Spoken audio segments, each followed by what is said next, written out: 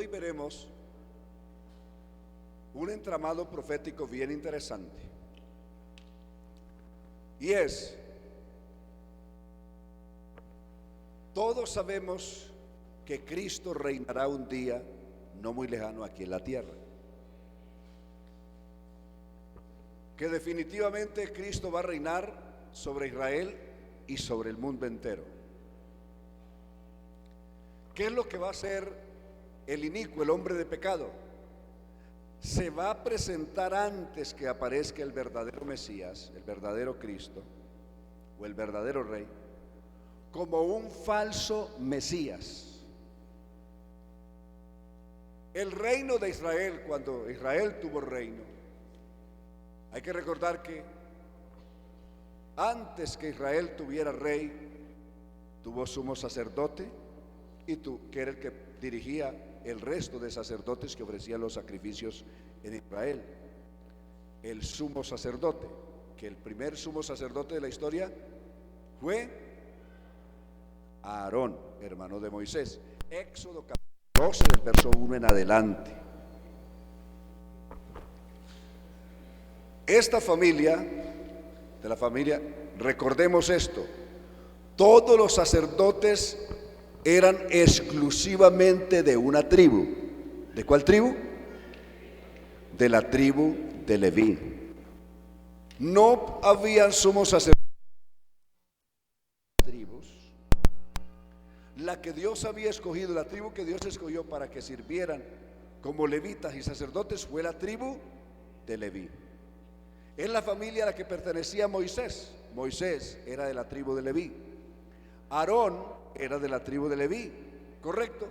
Entonces, el primer gran líder de Israel, que fue Moisés, y su gran profeta fue Leví. Aarón, el sumo sacerdote, fue de la tribu de Leví. Entonces, de esa tribu vinieron todos los sumos sacerdotes y los sacerdotes que vinieron. Tenían que ser de esa tribu. El rey, el que había de reinar según Dios, Saúl reinó y fue de la tribu de Benjamín. Saúl, primer rey en Israel, fue de la tribu de Benjamín. Fue dado a Israel como rey porque Israel, el pueblo, pidió un rey. Pero el rey dado a Israel conforme al corazón de Dios, es decir, conforme al propósito de Dios y no del pedido del pueblo, fue David. ¿Correcto? Fue David. Saúl vino por concepción de Dios porque el pueblo pidió un rey. 1 Samuel capítulo 7 y 8. Pero el rey que vino conforme al corazón de Dios, 1 Samuel capítulo 15, cuando Dios desecha a Saúl, fue ¿quién? David. ¿A qué tribu pertenecía David? ¿Alguno me dice? ¿A qué tribu? A la tribu de Judá. Volvemos a insistirle a los hermanos que están estudiando el Instituto Bíblico que se registren allá en comunicaciones para que les validen la materia. Mañana van a estar aquí los directivos del Instituto Bíblico, que son los que van a dirigir mañana, y es necesario que usted ya esté registrado ahí, porque si no, no le van a validar la materia. ¿Correcto? Bueno, entonces, ¿por qué es bueno mencionar esto? Porque ahí vendrá la confusión. ¿Por qué la gente está confundida y por qué corren las especulaciones diciendo que el anticristo o el hombre de pecado es este y que el falso profeta va a ser aquel que viene allí o que es aquel otro? ¿Por qué viene toda esa confusión? Porque ignoran la Biblia. Ahora, hay otra cosa. El hombre de pecado o el inicuo, el último gran gobernante mundial, exclusivamente tendrá que venir de la tribu de Judá. Miqueas capítulo 9 dice que el rey, el Mesías vendría de la tribu de Judá. Amén. No puede venir de otra tribu, porque Mesías que venga de otra tribu distinta a la de Judá no será reconocido rey ni Mesías en Israel. Quiere decir que el falso Mesías, para poder engañar a Israel, tendrá que ser de la tribu de Judá. Y recuerde, un sumo sacerdote que era la autoridad máxima de la religión en Israel, que en este caso, para el evento de acompañar al falso Mesías, será el falso profeta, no podrá venir de una tribu diferente a la tribu de Leví. Un líder religioso en Israel que no venga de la tribu de Leví tampoco es aceptado ni reconocido. Tiene que venir de la tribu de Leví. Con eso, para que quede claro, para los que viven especulando por ahí en internet, que Juan Pablo II va a resucitar para ser el anticristo, y que el falso profeta, es decir, que lo va a acompañar, es Bergoglio, el Pacho, el argentino, que es el que supuestamente. De otra manera, dicen que la mujer que va a cabalgar sobre una bestia es Juan Pablo II, y que el caballo sobre el que va a cabalgar es sobre el pobre Bergoglio, sobre el pobre Pacho, es que le va a montar Juan Pablo II cuando resucite. Eso es una estupidez, por no decirlo menos. No tiene ningún piso bíblico, no tiene nada, sino simplemente un vacío absoluto de conocimiento de las Sagradas Escrituras. Entonces, eso es una estupidez absoluta. Eso no tiene ningún valor, ningún sentido. Entonces, vamos a ver a la luz de la Biblia todo este entramado, ¿correcto? Me recuerda, en los días de David asciende al trono de Israel por elección de Dios, por decisión de Dios. ¿Quién era el sumo sacerdote que lo acompañó? A él lo acompañó un sumo sacerdote. ¿Cómo se llamaba ese sumo sacerdote de los días de David, que acompañó a David? Les doy una pista. Fue destituido por Salomón después de la muerte de David, pero él acompañó a David durante todo su reino. ¿Quién fue ese sumo sacerdote? Les doy otra pista. Ayudó a David cuando era perseguido por Saúl. Cuando David era perseguido por Saúl, lo ayudó un día. ¿Cómo se llamó ese sumo sacerdote?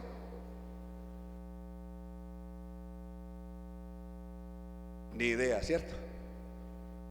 Ni idea. ¿Ah? ¿Qué dicen los estudiosos de la Biblia?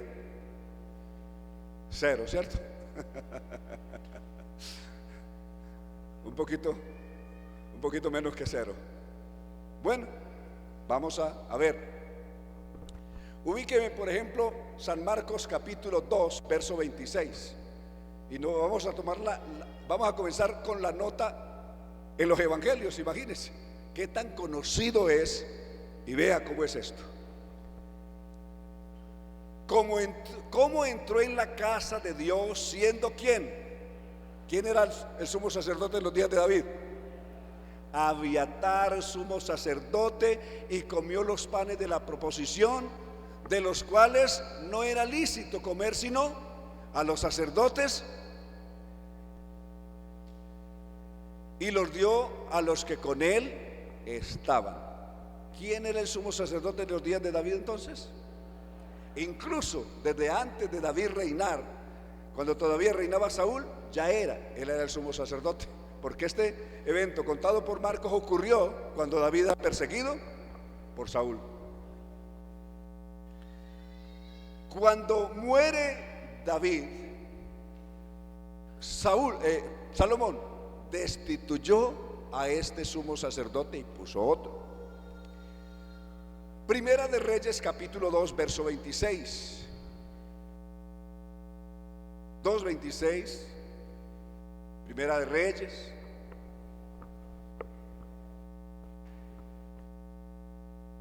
Y el rey dijo al sacerdote Abiatar, y aquí está hablando de Salomón. ¿Qué le dijo a Abiatar? Vete a Anatot, es decir, que se fuera a la tierra, a su heredad por allá, pues eres digno de muerte, pero no te mataré hoy, por cuanto llevaste el arca de Jehová, el Señor, delante de David mi padre, y además has sido afligido en todas las cosas en que fue afligido mi padre. Entonces, ¿cómo se llamó el sumo sacerdote que acompañó a David todos los días y aún en todas las aflicciones de David? Abiatar. ¿Ahora sí lo ven más claro? Entonces el sumo sacerdote se llamó el gran rey de Israel. Tenía el segundo hombre más importante después del rey, era el sumo sacerdote, y se llamó ¿cómo? Abiatar en todo el reino. Ya Saúl después escogió a otro cuando destituyó a Abiatar. Entonces, he ahí, siempre el rey estaba acompañado de un sumo sacerdote. ¿Correcto? Ese es el último, a propósito, ese es el último descendiente que aún sobrevivía de la casa de Elí. De la casa de Elí sobrevivió. Dios hizo un juicio en esa casa por los pecados de los hijos de Elí. Hizo un juicio en esa casa. Sobrevivió uno, que fue Abiatar. O sea, en esa casa hubo uno fiel, que Dios no lo destruyó al principio, y fue Abiatar. Y este fue el que acompañó como sumo sacerdote a David en todo su reino. Ya Salomón, cuando llegó, dijo: ¿sabe qué? No quiero oler por aquí nada que me huela a Elí. Todo lo de Elí tiene que desaparecer. Y el último sobreviviente de la casa de Elí era Abiatar, y por eso le dijo: váyase mejor para su finca, para su casa. No lo voy a matar, pero sí váyase mejor allá para su herencia, para su casa. Vaya, siempre por allá unos árboles de olivo. Ve a ver si puede tener unas cabras, unas ovejas, pero aquí se le acabó el trabajo. Correcto. Eso pasó con Abiatar. ¿Por qué esos datos? ¿Por qué esos van a contar ahora? Resulta que la Biblia habla del reinado universal del Mesías. El Mesías va a reinar, y está anunciado en la palabra de Dios de esta manera. Recuerden, Isaías capítulo 11, comenzamos ahora leyendo esto. Vamos a leer hasta el numeral 13. Observen, 11 del verso 1 hasta el 13. Saldrá una vara del tronco de Isaí. ¿Quién fue Isaí en la Biblia? El padre de David. ¿De qué tribu era Isaí? De la tribu de Judá. Descendientes, ¿recuerdan de quién? De Booz. Booz, el esposo de Ruth, la nuera antes de Noemí. Correcto, estamos bien ubicados ahí. Entonces Dios está prometiendo que de esa descendencia de Isaí, que también es el padre de David, Dios va a levantar un vástago. Brotará de sus raíces, es decir, de esa familia va a salir un descendiente que va a reinar universalmente. Saldrá una vara del tronco de Isaí, y un vástago retoñará de sus raíces. Seguimos. Y reposará sobre él espíritu de Jehová, espíritu de sabiduría y de inteligencia, espíritu de consejo y de poder, espíritu de conocimiento y de temor de Jehová. Y le hará entender diligente en el temor de Jehová. No juzgará según la vista de sus ojos, ni arguirá por lo que oigan sus oídos. Y mire el título que le estaba mencionando ahora del último gran gobernante mundial, aquí se da: sino que juzgará con justicia a los pobres y arguirá con equidad por los mansos de la tierra. ¿Y a quién herir? Y herirá la tierra con la vara de su boca, y con el espíritu de sus labios matará ¿a quién? Lo que dijo Pablo en 2 de Tesalonicenses 2:8. Y seguimos: y será la justicia cinto de sus lomos, y la fidelidad ceñidor de su cintura.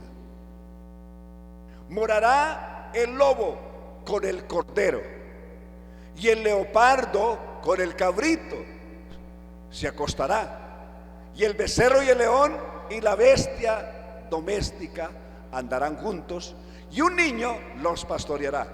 ¿Qué quiere decir esto? Lo que dice la Watchtower, que la tierra será un paraíso. Sigamos leyendo a ver a qué se refiere esas figuras de animales que aparecen ahí. Es solo seguir leyendo. 7. La vaca y la osa pasearán, sus crías se echarán juntas, y el león como el buey comerá paja. 8. Y el niño de pecho jugará sobre la cueva del aspid, y el recién destetado extenderá su mano sobre la caverna de la víbora. No hará mal, ni dañarán en todo mi santo monte, porque la tierra será ¿qué? Llena del conocimiento de Jehová, como las aguas cubren el mar. 10. Acontecerá en aquel tiempo que la raíz de Isaí, es decir, el descendiente de David, que es el Mesías, el cual estará puesta por pendón a los pueblos, será buscada por las gentes, y su habitación será gloriosa.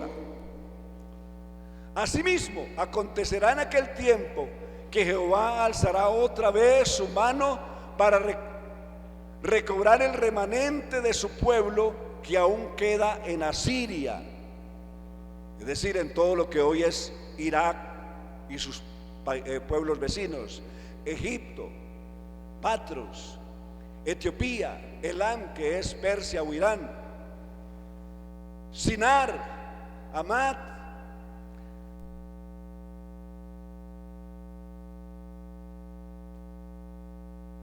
y en las costas lejanas. Y levantará pendón en las naciones, y juntará a los desterrados de Israel, y reunirá a los esparcidos de Judá de los 4 confines de la tierra. Está hablando de la restauración futura de Israel. Y se disipará la envidia de ¿quién? Recuerden, ¿quién fue el que encabezó la división cuando Israel se dividió? ¿Quién encabezó esa división? La encabezó Efraín. Recuerden, la tribu de Efraín fue la que encabezó la división, que se dividieron 10 tribus y pusieron su reino en el norte, y en el sur quedó la tribu de Judá y la tribu de Leví, o de Benjamín, perdón. Quedaron, sí, un poco de la tribu de Leví, quedaron en el sur, y estos montaron un reino aparte encabezado por Efraín, que era la tribu líder como la principal en esa, después de la tribu de Judá. Entonces montaron un reino aparte, y a partir de ahí le hicieron la guerra a los mismos de Judá, y al resto de sus hermanos. Ellos se dedicaron a hacerle la guerra. Entonces mire, se disipará ¿qué? La envidia de Efraín. Aquí se sabe por qué se dividió Efraín. El rey y los reyes de Israel eran de la tribu de Judá, y no se escogió su tribu para que alguno de ellos fuera rey. Entonces pusieron un rey de su tribu, de la tribu de Efraín. Es aquel que se rebeló contra Salomón. Jeroboam era de la tribu de Benjamín, y montaron tienda aparte. Y a partir de ahí las tribus se volvieron enemigas. ¿Por dónde comenzó esa enemistad entre las tribus? Por la tribu de Efraín. Entonces, la envidia cesará en la casa de Efraín, y los enemigos de Judá serán destruidos. Efraín no tendrá envidia de Judá, ni Judá afligirá a Efraín. Es decir, habla de una paz futura entre las tribus de Judá, las tribus de Israel, las dos principales tribus, que era la tribu de Judá y la tribu de Benjamín. Ahí está lo de la figura de los animales. ¿Por qué la víbora y el niño estarán juntos? ¿Por qué el cordero y el león comerán paja juntos? ¿Qué es la tribu de Judá? ¿Qué simboliza la tribu de Judá? ¿Qué simboliza la tribu de Manasés? Una serpiente. Génesis 49, 17. Una serpiente, una víbora. El verso 8 del 49, ¿qué representaba la tribu de Judá? Un león. ¿Qué representaba la tribu de Leví? Pues un cordero, porque eran los sacrificios. ¿Qué representa el descendiente de Isaí? El niño, el Mesías que va a reinar. El niño que regirá las naciones con varas de hierro. Entonces, ¿dónde están el zoológico? Seguimos leyendo. Allá, así ahí pusieron la cita, cachorro de león, es la tribu ¿de dónde? Es Judá. Pero volvamos otra vez a Isaías 11. Regresamos a Isaías 11, por favor. Y aquí vamos a tener lo siguiente.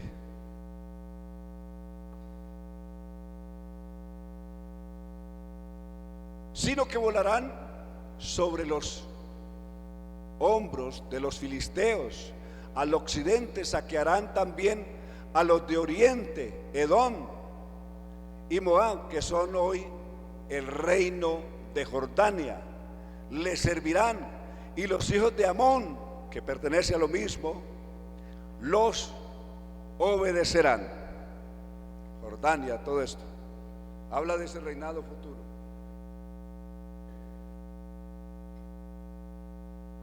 Veamos Ezequiel capítulo 37, verso 24. 37, 24 del libro de Ezequiel. Este reino, ¿cómo será?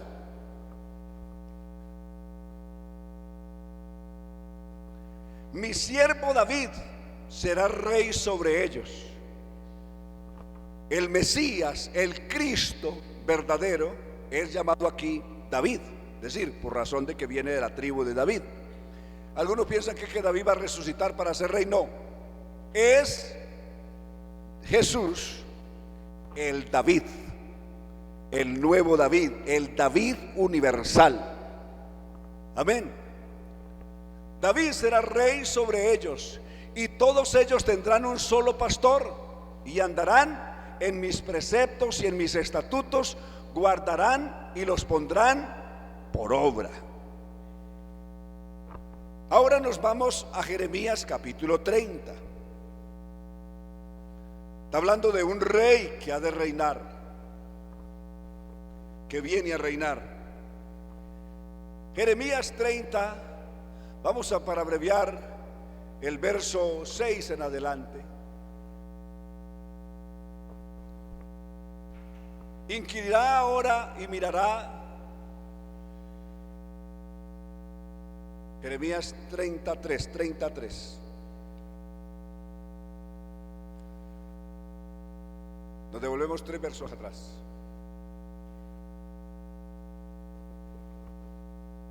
Se nos dañó la reversa. Aquí está. Porque aquí que vienen días, dice Jehová, en que haré volver a los cautivos de mi pueblo Israel y Judá. Ha dicho Jehová, los traeré de la tierra, los traeré a la tierra que di a sus padres y la disfrutarán. Saben que Israel fue esparcido por las naciones y solamente comenzaron a regresar a partir del año 48 otra vez a esa tierra. Todos los siglos estuvieron esparcidos, y aquí está hablando de esa promesa que Dios hace de que los va a volver, o que los regresaría de las naciones, como en efecto ha pasado. Estos pues son las palabras que habló Jehová acerca de Israel y de Judá. Porque así ha dicho Jehová: hemos oído voz de temblor, de espanto y no de paz. Inquirid ahora y mirad si el varón da a luz, porque he visto que todo hombre tenía las manos sobre sus lomos, como mujer que está de parto, y se han vuelto pálidos todos los rostros. Está hablando del juicio de Dios sobre ellos, y como todos ponen como si estuvieran de parto. Ah, cuán grande es aquel día, tanto que no hay otro semejante a él. ¿Cuál es el día del juicio más grande que hay? El día cuando Cristo aparezca en las nubes del cielo con poder y gran gloria para castigar a todas las naciones. Tiempo, todavía, ¿tiempo de qué? De angustia para Jacob, pero de ella será librado.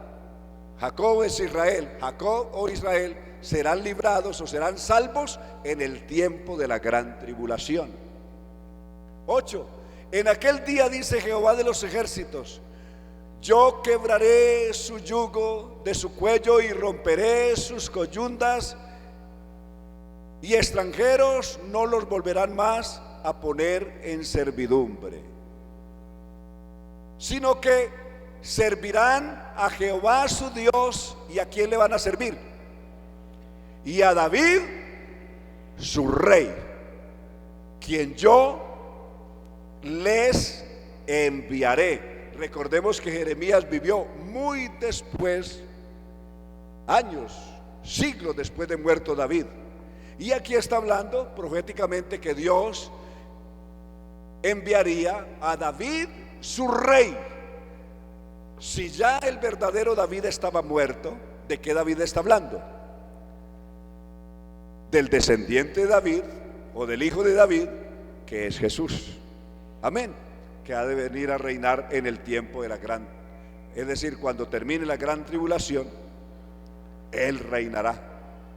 Pero Israel lo va a reconocer a Él en el tiempo de la gran tribulación. Verso 21, para abreviar. Nos trasladamos al verso 21. Jeremías 30, 21. De ella saldrá su príncipe, y de en medio de ella saldrá ¿su qué? Su señora. Y le haré llegar cerca, y él se acercará a mí, porque dice: ¿quién es aquel que se atreve a acercarse a mí? Dice Jehová. Y luego dice el verso siguiente, 22: y me seréis por pueblo, y yo seré vuestro Dios. Y el 23: he aquí, la tempestad de Jehová sale con furor, y la tempestad que se prepara sobre toda la cabeza de los impíos reposará. Entonces está hablando de la venida de el nuevo rey, el nuevo David, que va a reinar en Israel y que luego reinará sobre todas las naciones. David reinará. ¿Cómo será su reino? Ezequiel capítulo 34, verso 8 en adelante nos habla de su reino. ¿Cómo restaurará en primer lugar a Israel, al pueblo judío? ¿Cómo van a ser restaurados? Y luego, ¿cómo reinará? 34:8.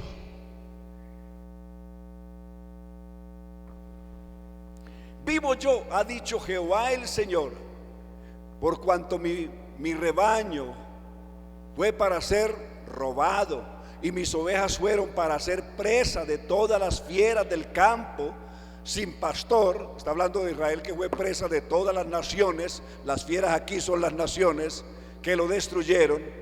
Mis pastores buscaron mis ovejas, perdón, sin pastor, ni mis pastores buscaron mis ovejas, sino que los pastores se apacentaron a sí mismos y no apacentaron a mis ovejas. Es una queja de Dios. Por tanto, oh pastores, oíd la palabra de Jehová. Está hablando de aquellos que pastorearon espiritualmente a Israel. Así ha dicho Jehová el Señor: he aquí, yo estoy contra los pastores y demandaré mis ovejas de su mano y les haré dejar de apacentar a las ovejas, y los pastores se apacentarán más a sí mismos, pues yo libraré a mis ovejas de sus bocas y no serán más por comida. Porque así ha dicho Jehová el Señor: he aquí, yo mismo iré a buscar a mis ovejas y las reconoceré. El Mesías es el mismo Dios, el mismo Jehová, viniendo a buscar a sus ovejas. Es la venida del mismo Dios. Alabanzas a Dios.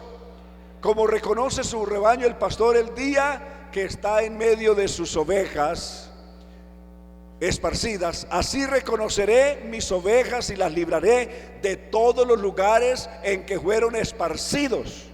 Está hablando de Israel, que fue esparcido por las diversas naciones, del nublado y de la oscuridad. 13. Y yo las sacaré. ¿De dónde las va a sacar? De los pueblos. Y las juntaré. ¿De dónde? De las tierras. ¿Y a dónde las va a traer? Las traeré a su propia tierra, es decir, a Israel, y las apacentaré en medio de los montes. ¿De dónde? De Israel. Por cuanto las riberas, por todas las riberas, en todos los lugares habitados del país, es decir, del país de Israel. En buenos pastos las apacentaré, en los altos montes de Israel estará su aprisco. Allí dormirán en buen redil, y en pastos suculentos serán apacentados sobre los montes de Israel. ¿Ven que claro? Y apacentaré a mis ovejas, y yo les daré aprisco, dice Jehová el Señor. Yo buscaré la perdida, y haré volver al redil a la descarriada, y vendaré la perniquebrada, y fortaleceré la débil, mas a la engordada y a la fuerte destruiré, las apacentaré con justicia. Mas en cuanto a vosotros, ovejas mías, así ha dicho Jehová el Señor: he aquí, yo juzgo entre oveja y oveja, entre carneros y machos cabríos. Os es poco que comáis los buenos pastos, sino que también holláis con vuestros pies lo que es de vuestros pastos, lo que de vuestros pastos queda, y que bebiendo las aguas claras enturbiáis además con vuestros pies las que quedan, es decir, las aguas que quedan. Mis ovejas comen lo hollado de vuestros pies, y beben lo que con vuestros pies habéis enturbiado. Por tanto, así dice Jehová el Señor: he aquí, yo juzgaré entre las ovejas engordadas y las ovejas flacas. Por cuanto empujasteis con el costado y con el hombro, acorneasteis con vuestros cuernos a todas las débiles hasta que las echasteis y las esparcisteis. Yo salvaré a mis ovejas y nunca más serán para rapiña, y juzgaré entre oveja y oveja. Y levantaré sobre vosotros un pastor y las apacentará. ¿Quién las va a apacentar? ¿Qué dice? ¿Qué dice el verso 23? ¿Quién va a apacentar a las ovejas? Cuando Él recoja a todo Israel, que Israel vuelva a ser una nación y estén en los montes de Israel, ¿quién las va a apacentar? Mi siervo David. Él las apacentará y Él será por pastor.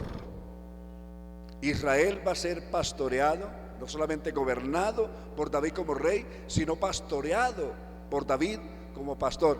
Y ese David es Jesús. Ese David es el Mesías. Ese David es nuestro Salvador, que ahora nos ha salvado a nosotros y en la gran tribulación salvará al pueblo de Israel.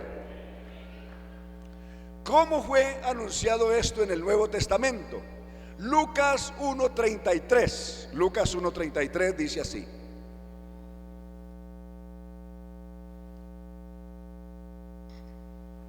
el ángel le dijo a María: reinará sobre la casa de Jacob para siempre, y su reino ¿qué? No tendrá fin. ¿Quién era el que iba a reinar? El niño que iba a nacer de María iba a reinar. Regresámonos al verso 30 para que veamos quién es el que va a reinar. Retrocedemos al verso 30. Entonces el ángel le dijo: María, no temas, porque has hallado gracia delante de Dios. Y ahora concebirás en tu vientre y darás a luz un hijo, y llamarás su nombre. ¿Cómo se llama su nombre?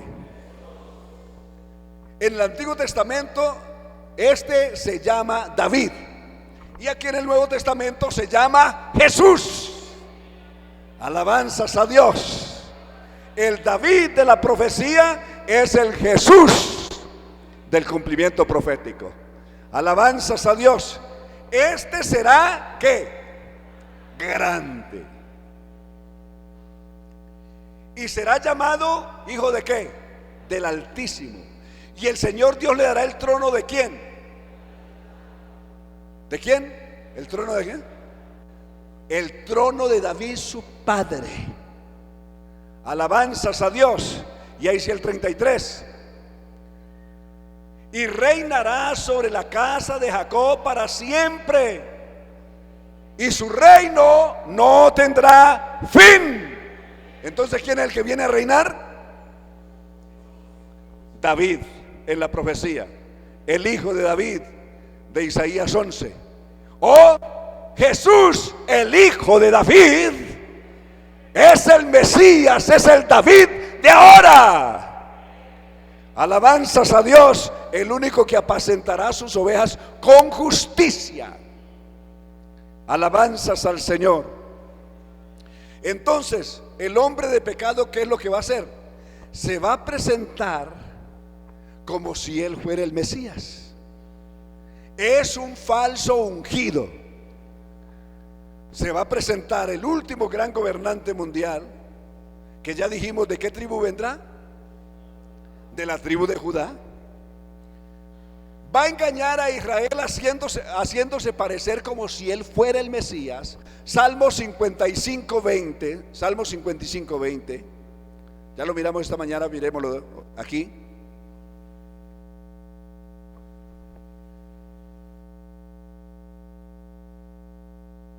$55:20.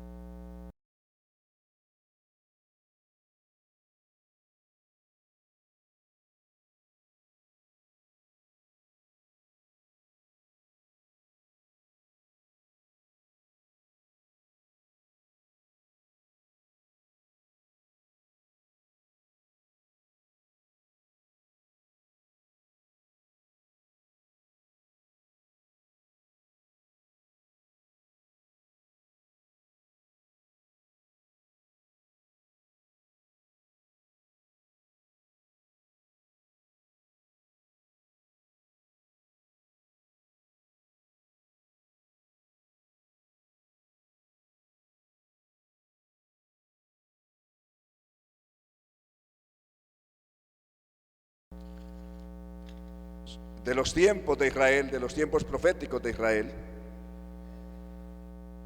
porque las 70 semanas son el marco profético de Israel. 70 semanas están determinadas sobre tu pueblo Israel y sobre la santa ciudad de Jerusalén, es decir, el marco profético de los acontecimientos para Israel, no para la iglesia. Después de las 62 semanas se quitaría la vida al Mesías, ¿correcto? Mas no por sí, es decir, no es que el Mesías se iba a suicidar. Y el pueblo de un príncipe que ha de venir destruirá la ciudad y el santuario. ¿Quiénes hicieron o ejecutaron o hicieron efectiva la muerte del Mesías? ¿Quién? ¿Ah? Roma. Los judíos pidieron que fuera crucificado, pero ellos no podían crucificarlo. Pilato les dijo: pues tomadle vosotros y crucificarle. Y ellos dijeron: nosotros no podemos dar muerte a nadie. Ellos estaban impedidos porque lo que reinaba en aquellos entonces, o la autoridad que se seguía, eran las leyes romanas en Israel, y las leyes judías pasaban a un segundo plano y no tenían validez. Nosotros no podemos dar muerte a nadie, dijeron ellos a Pilato. ¿Quién entonces podía hacer efectiva la muerte del Mesías? Los romanos. ¿Quiénes son los que en el año 68 al año 73 destruyeron la ciudad de Jerusalén? Los mismos romanos. Eso lo está diciendo ahí. O sea, la misma tierra de ese príncipe que había de venir destruiría la ciudad y el santuario. ¿De dónde vendrá entonces el último gran gobernante mundial? Vendrá de Roma, es decir, de lo que fue el Imperio Romano. No quiere decir que nació en Roma, sino de lo que fue el Imperio Romano. El Imperio Romano fue gran parte de Europa Central, más Turquía abajo y toda la cuenca del Mediterráneo. Todo eso fue el Imperio Romano. De tal manera que cuando dice del príncipe que había de venir, es el mismo príncipe, es el mismo pueblo del cual vendría la destrucción de Jerusalén. El mismo príncipe que ejecutaría la muerte del Mesías. Ese mismo pueblo vendría la destrucción de Jerusalén de los romanos. Entonces, el último gran gobernante mundial será un ciudadano romano, es decir, un ciudadano de la Unión Europea, que es lo que hoy ha reemplazado lo que era en el pasado el Imperio Romano. Entonces, será un ciudadano europeo. ¿Y por qué? Así está escrito. ¿Y por qué será un judío de la tribu de Judá? Ya dijimos por qué. Si fuera de otra tribu, no sería aceptado como Mesías en Israel. Y para poder engañar a Israel, tendrá que ser de la tribu de Judá. ¿Correcto? ¿Estamos claros en eso? Si estamos claros en eso, entonces el falso profeta, que es el sumo sacerdote, aquí representa el gran líder religioso que va a gobernar al lado de este falso Mesías. Apocalipsis capítulo 13, verso 11 en adelante. Entonces, el sumo sacerdote o líder de religión, máxima figura religiosa que va a tener el gobierno del último gran gobernante mundial, del malvado, el impío, el inicuo o el hombre de pecado, todos los títulos se le da. ¿Será quién? ¿Será un judío o de dónde es que es? ¿El falso profeta será de dónde? ¿De qué pueblo? ¿De qué tribu? De la tribu de Leví, recuerde, de la tribu de Leví. el gran gobernante, es decir, el David, este es un falso David que va a venir, tendrá que ser de la tribu de Judá. Recuerden que el sumo sacerdote que servía a David en su tiempo era de la tribu de Leví, correcto. Es decir, la autoridad máxima religiosa que había en el gobierno de David fue Abiatar, que era el sumo sacerdote y pertenecía a la tribu de Leví, y David de la tribu de Judá. El hombre de pecado será de la tribu de Judá, y el falso profeta o sumo sacerdote falso que va a gobernar con él será de la tribu de, porque una autoridad religiosa que no sea de la tribu de Leví tampoco vale nada en Israel. Nadie lo aceptaría, nadie lo recibiría. Entonces, para que el Mesías, el falso Mesías, sea recibido como Mesías, no solamente tiene que ser de la tribu de Judá, sino que el sumo sacerdote que lo acompañe sea de la tribu de Leví, de la que venían todos los sumos sacerdotes. ¿Está claro? Por eso ahí tenemos esto. Después vi otra bestia que subía de la tierra y tenía 2 cuernos semejantes a los de un cordero. Una figura religiosa. Cordero en la Biblia es una figura religiosa.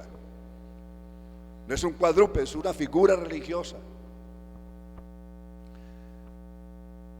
Pero hablaba como quien hablaba. Es decir, en apariencia se parecía a Jesucristo. Cristo es el Cordero que quita el pecado del mundo. ¿Sí o no? Este religioso, este líder religioso, que es el último gran líder religioso, que va a aglutinar a todas las religiones del mundo en una sola, el gran líder del ecumenismo, para el que están trabajando todas las religiones en este tiempo, con el proyecto económico ecuménico, que todas las religiones se unan. Las religiones han encontrado una solución para el mundo, que para acabar con todos los problemas del mundo, todas las religiones se tienen que unir en una sola. Eso viene desde el denominado Pacto Mundial de Iglesias, que se firmó en el mes de julio del año 1948 en Ámsterdam, Holanda. Y anualmente se celebra una asamblea de todos estos grupos, que es presidida por el Papa. Y a partir del año 62 del Concilio Vaticano II se llama Encuentro Ecuménico o Reunión Ecuménica, donde convergen todas las religiones. Anualmente asisten todos ahí, porque eso fue lo que estableció. Para eso fue el Concilio Vaticano II, para buscar la forma de acercarse a los credos y a los protestantes que antes ellos los habían perseguido, y cómo acercarse para buscar, según el concepto de ellos, unirse en todos como un rebaño de ovejas, y unidos como un rebaño de ovejas, irse en todos en busca de un pastor. Esa es la idea. Parece noble, parece buena la idea. Por eso este líder religioso los va a convencer. Va a aparecer con un cuento más piadoso, con una cara como si fuera el mismo Jesucristo, con unos argumentos tan piadosos. Hijitos, tenemos que unirnos todos, mijos, venga, unámonos todos en una sola religión, en un solo credo, en una sola iglesia, y adoremos todos a uno mismo. Adoremos al Mesías, al falso Mesías, y rindámosle culto. Incluso hagamos imágenes de él y comerciemos, vendamos. Hasta un negocio resulta vender imágenes del falso Mesías, con una ventaja de que no son imágenes como las de ahora, que son ahí quietas, muertas. Estas imágenes van a poder hablar. Van a hablar. Al fin y al cabo, ahí está la denominada ciencia artificial.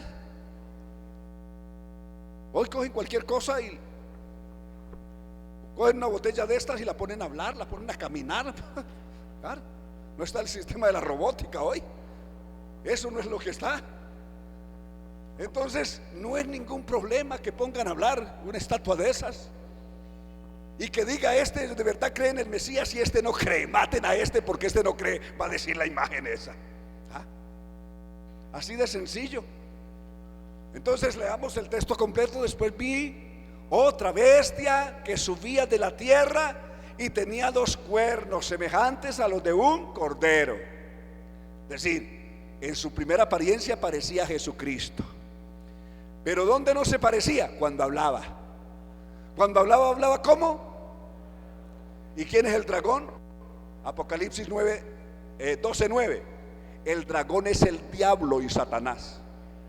En lenguaje de Apocalipsis del 12:9, el dragón es el diablo y Satanás. Tenía una apariencia de piedad de Jesucristo, pero cuando hablaba como el mismo Satanás. Y luego sigue diciendo, volvemos al 13.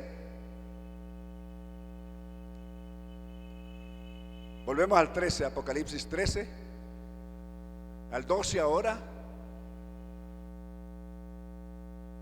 Y ejerce toda la autoridad de la primera bestia, es decir, el último gran gobernante mundial le va a decir: ¿sabe qué? Asuma usted el poder de la gente, gobierne usted las naciones como quiera, ordéneles que hagan lo que quiera. Va a ser investido con autoridad por el hombre, por el malvado que lo va a revestir a este sumo sacerdote falso. Y hace que la tierra y los moradores de ella adoren a la primera bestia, es decir, al falso Mesías, cuya herida mortal fue sanada. ¿Cuál es la primera bestia? Aparece que tenía 7 cabezas. Volvemos al capítulo 13, verso 1 en adelante, para retomar esto que está diciendo ahí, para aclarar una cosa que está diciendo allá. Me paré sobre la arena del mar. El mar aquí son las naciones. Y vi subir del mar una bestia que tenía, ¿cuántas cabezas tenía? 7 cabezas. ¿Y cuántos cuernos? 10. Y tenía sobre cada cuerno, ¿qué? 10 diademas. Y sobre sus cabezas un nombre blasfemo. Estas 7 cabezas, como saben, pertenecen a los 7 grandes imperios que han habido. Y el último es el 7º, será el de este malvado último rey que va a gobernar. El primer reino que gobernó a Israel, primer imperio, fue, ¿cómo se llamó? Hola, lo hemos enseñado muchas veces. Fue Babilonia. ¿Quién llevó a Israel cautivo por primera vez y dejó a Israel de ser reino en la tierra? Nabucodonosor, rey de Babilonia, ¿correcto? Ahí lo ven en el libro de Jeremías, en el libro de Ezequiel, en el libro de Daniel, en todos ellos ven esto. Entonces, reinó sobre Israel en primer lugar Babilonia. ¿Quién reinó en segundo lugar sobre Israel? Los medas y los persas. Babilonia estaba representado ¿por qué? Por un león. Los medas y los persas estuvieron representados ¿por qué? Por un oso. ¿Recuerdan? Daniel capítulo 7. Los griegos de Alejandro el Grande estuvo representado ¿por qué? ¿Ah? Por un leopardo en el capítulo 7 o por un chivo en el capítulo 8 de Daniel. Un macho cabrío, es un chivo.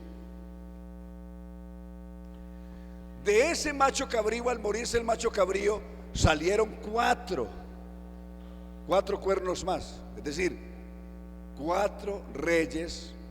En 4 reinos se dividió el reino griego cuando muere Alejandro el Grande.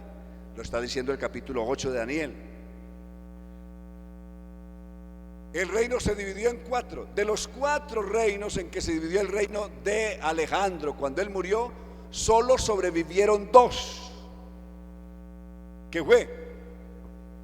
El reino que presidieron la dinastía seleuca por la línea de los Antíocos. Antíoco Epifanio 1, 2, 3, hubieron 6. y por la línea de los egipcios, que fueron los Ptolomeos. Entonces, los 4 reinos en que quedó el reino de Alejandro cuando murió el griego, de esos 4, pasados unos pocos años, solamente sobrevivieron 2: Egipto y Grecia. Entonces, si cayó el reino de Babilonia, se cayó el reino de los medopersas, se cayó el reino de Alejandro en sí con la muerte de Alejandro. En segundo lugar, surgieron después de Alejandro 2 reinos más, de los herederos de él, surgieron 2 reinos que fueron Grecia y Egipto. ¿Ahí cuántos llevamos? ¿Ven? 5 reinos, ¿correcto? ¿Cuántos tenemos ahí? 5. Medo-Persa 2, Alejandro 3, Egipto 4 y los Antíocos 5, ¿correcto? 5 reinos. En Apocalipsis capítulo 17 dice, cuando habla otra vez de estas 7 cabezas, dice: son 7 reinos sobre los cuales se sienta la mujer. 5 de ellos han caído. El uno es, ¿cuál era el que estaba en pie en los días de Juan? El romano. Juan vivió en los tiempos del Imperio Romano, que es el que escribió Apocalipsis. El uno es, el 6º era el romano, y el 7 curiosamente también va a ser romano, y el 7 aún no ha venido, y cuando venga es necesario que dure corto tiempo o breve tiempo. Entonces, en esta bestia, verso 2, la bestia que viera semejante a un ¿qué? Leopardo, que era el símbolo del gobierno de Alejandro, un leopardo. Sus pies como boca de oso, que era el símbolo de Medo-Persa, y su boca como boca de león, que era el símbolo de Babilonia. Y como la cuarta bestia era espantosa y terrible y no se da una figura, entonces no la toma. Y el dragón le dio su poder y su trono, es decir, Satanás, y grande autoridad. 3 ahora. Y vi una de sus cabezas como herida de muerte, pero su herida mortal fue sanada. ¿Qué herida? Una de sus cabezas quiere decir uno de sus imperios. Si dije que la bestia, las 7 cabezas son 7 imperios, y el primero fue Babilonia, y ya mencionamos 5 o 6 con Roma. Una de esas cabezas fue herida. ¿Cuál fue herida? Roma, porque Roma cayó como imperio. Fue el imperio más longevo, es decir, el que por más años reinó en el mundo, pero se cayó en el año 478, se cayó el imperio romano. El imperio romano, políticamente hablando, dejó de ser. Pero ese imperio se volverá a levantar. Y no es Juancho Polo II que se va a levantar, es el imperio el que se levanta otra vez. Y al levantarse será contado como un nuevo imperio. Se contará como si fuera un nuevo imperio. Por eso la herida mortal que fue el imperio romano será sanada. Y se maravillará toda la bestia, toda la tierra, en pos de la bestia. Y adorarán al dragón, al diablo, a Satanás, que le dio tal poder a la bestia de volverse a levantar y de volverse a sanar. Y todos adorarán a Satanás en el mundo. Este mundo en ese tiempo se volverá requete satánico. Los judíos pensando que es el Mesías y la gente adorándolo como el mismo Satanás. ¿Veis qué engaño tan terrible? Alabanzas a Dios, pero gracias a Dios que cuando este malvado reine, su iglesia ya no estará aquí, este pueblo se habrá ido y estaremos con el Señor.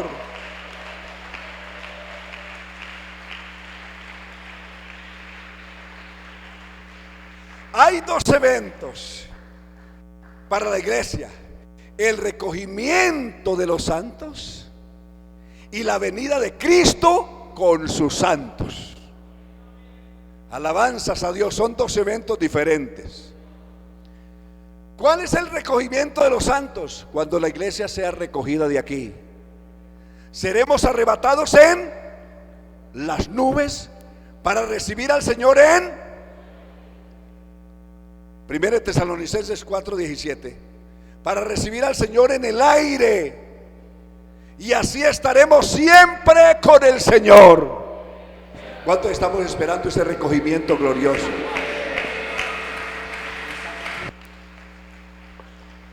Alabanzas a Dios. Ese es el momento cuando los santos suben. El momento cuando los santos suben. Seremos arrebatados en las nubes para recibir al Señor. ¿A dónde? ¿A dónde lo vamos a recibir? Algunos dicen, vamos a recibir al Señor a las nubes. No, Señor. Vamos a ser arrebatados en las nubes para recibir al Señor en el aire. Y así estaremos siempre con el Señor. Siempre define un tiempo indefinido, es decir, para siempre, por toda la eternidad de ahí en adelante, estaremos con el Señor. Y cuando Él venga en las nubes del cielo, con poder y gran gloria, para juicio de este mundo, para poner al último gran gobernante mundial, destruirlo con el espíritu de su boca y echarlo al lago de fuego. Apocalipsis capítulo 19. Y echar también allá al último gran líder mundial, al último gran sumo sacerdote mundial, ese satánico que va a gobernar el mundo religiosamente, también ser echado al lago de fuego. Ese día que Cristo venga para ese juicio y para juicio de las naciones, vendrá con sus santos. Esta iglesia que va a ser recogida va a venir también con Él. Primera de Tesalonicenses 3:13. Primera de Tesalonicenses 3:13. Veamos esto ya para ir recogiendo. No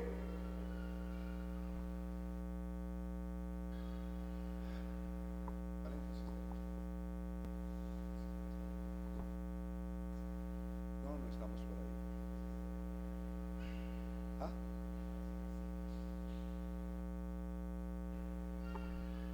Esperamos que el sistema está un poco lento.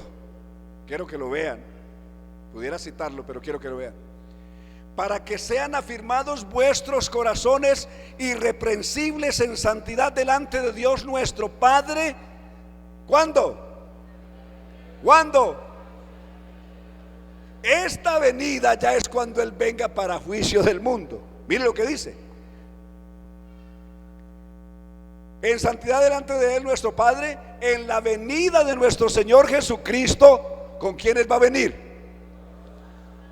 ¿Con quiénes va a venir Jesús? Entonces, una es el recogimiento de los santos de 1 Tesalonicenses 4:17, y otra es la venida de nuestro Señor Jesucristo para juicio de este mundo, y vendrá con todos sus santos.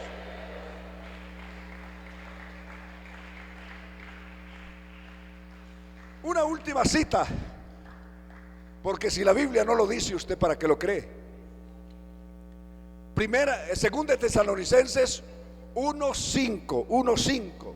Segunda de Tesalonicenses 1:5. Vamos a ver esto, y con esto iremos cerrando hoy. Esto es demostración del justo juicio de Dios, para que seáis tenidos por dignos del reino de Dios, por el cual asimismo padecéis. Es decir, ahora padecemos por causa del reino de Dios. Porque es justo delante de Dios pagar ¿con qué? Con retribución. ¿A quiénes les pagará Dios? A los que ahora nos atribulan. Y a vosotros que sois atribulados, daros reposo con nosotros, cuando se manifieste el Señor Jesús desde el cielo con los ángeles de su poder. Mire, está hablando de la venida de Cristo para juicio de este mundo. Cuando venga, se revele desde el cielo con los ángeles de su poder, para dar el pago a todos los que no han creído. Y a vosotros que sois atribulados, daros reposo con nosotros cuando se manifieste el Señor Jesús desde el cielo con los ángeles de su poder. Verso 8. En llama de fuego. ¿Cómo es que Cristo vendrá? Vendrá en llama de fuego. Así lo verá venir el mundo, para juicio de este mundo, para dar retribución a los que no conocieron a Dios y a los desobedientes también, a los que conociendo el evangelio y conociendo a Dios no quieren obedecer, no se quieren arrepentir, ni obedecieron al evangelio de nuestro Señor Jesucristo. Esta gente va a sufrir pena. ¿Cuál es la pena que ellos van a padecer? Sufrirán pena de eterna perdición, excluidos de la presencia del Señor y de la gloria de su poder. ¿Cuándo se hará ese juicio sobre esta gente? En este momento, cuando venga en aquel día, para ser glorificado en quienes el Señor haciendo el juicio más espantoso sobre todo el mundo impío, incrédulos y desobedientes, y sus santos glorificándolo, sus santos exaltándolo, sus santos reconociéndolo, sus santos admirándolo. Alabanzas a Dios, para ser admirado en todos sus santos. En todos, ¿por quiénes está compuesto sus santos? Por todos los que creyeron. En todos los que creyeron. Él va a ser admirado y va a ser glorificado en ese día del terrible juicio de este mundo, por todos los que creyeron. ¿Y cuántos hemos creído? A ver, ¿cuántos esperan estar en ese grupo? ¿Cuántos esperamos estar en ese gran grupo de todos los que creyeron? Alabanzas a Dios. Y hay alguno esta noche que todavía no ha creído de corazón, pero quiere tener parte con nosotros. ¿Cuántos quieren tener parte con Cristo ese día? Aleluya. Y de los que todavía, hay aquí algunos que no han sido bautizados todavía, que no son convertidos. Con sinceridad levante su mano donde está, tranquilo. Hágalo con confianza. Dios le bendiga. Los que todavía no han sido bautizados en el nombre de Jesús, levante su mano donde estén. Dios les bendiga, Dios les bendiga. ¿Ustedes quieren tener también parte con nosotros ese día? ¿Y estar con Cristo ese día? ¿De verdad? El que quiera, de los amigos que todavía no son bautizados o que están apartados, lo que sea, el que quiera tener parte con Cristo ese día, estar con Cristo y no en contra de Cristo,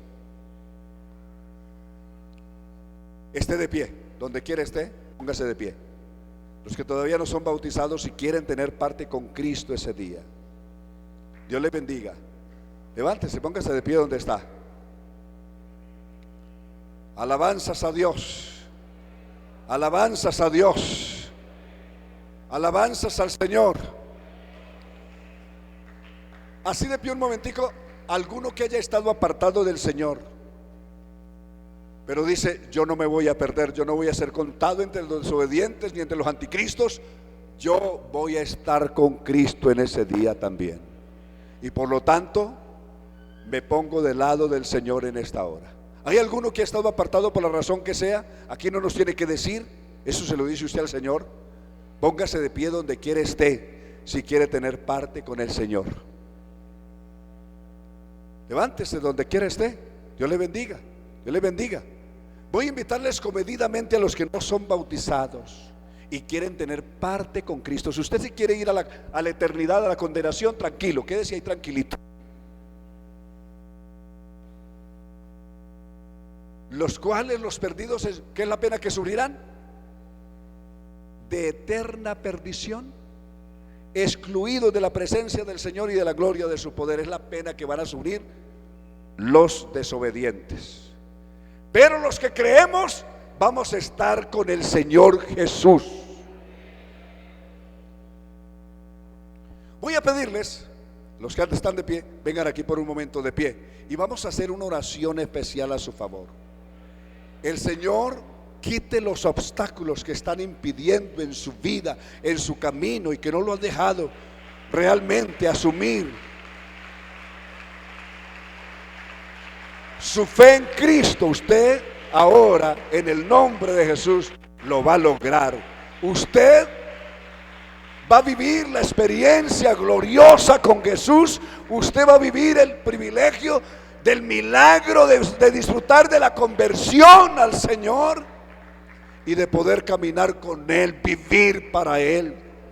Usted a partir de hoy no se contará en el grupo de los desobedientes que serán condenados y perdidos, sino que usted pueda vivir con el Señor a partir de ahora. Siga avanzando con confianza, con confianza. Los que todavía no son bautizados, venga con confianza a este lugar. Acérquese. Si ha estado apartado, venga también. Aproveche este momento y se reconcilia con el Señor. Es hora de volver a Dios. Es hora de volver a Dios. Es hora de volver a Dios. Este tiempo es tan corto que no hay oportunidad para nada más, sino para estar en santidad. Su nombre es Jesús y no son tres.